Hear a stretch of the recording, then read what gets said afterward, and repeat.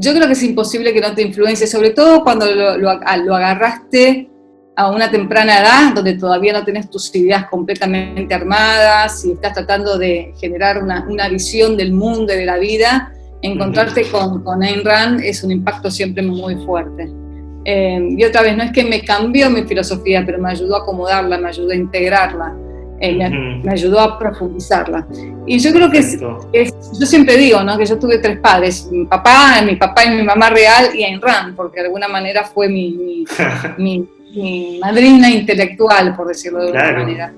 Y yo creo que te ayuda a definir muchas cosas, te ayuda a definir, cuando vos te das cuenta que necesitas ser consciente de las premisas que seleccionás. Te das cuenta, bueno, empezás a decir, bueno, ¿qué tipo de persona me quiero transformar? ¿Qué tipo de relaciones quiero tener en mi vida?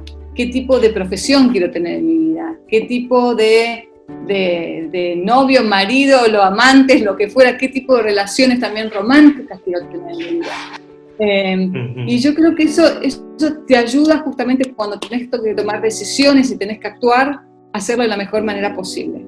No significa que es infalible, me equivoqué 20 millones de veces, pero siempre si volvés a la base y decís, bueno, si acá estoy haciendo algo mal, posiblemente es porque estoy con alguna premisa equivocada. Si tenés en claro eso, que tus emociones en definitiva son consecuencias de las premisas que uno elige, y que si no te están gustando las emociones que sentís, bueno, tenés que reevaluar de vuelta, chequear tus premisas, como te decía Ayn Rand. Esa estructura que te da la filosofía de Ayn Rand, creo que me ha ayudado mucho en avanzar, en definir mi destino, por decirlo de alguna manera, y cuando me he equivocado, decir, bueno, volver a la base, ¿no? Y muchas veces esta pregunta que ahora ya no tanto, pero cuando era más joven decía, bueno, pero ¿qué haría Dagny Taggart en un caso así?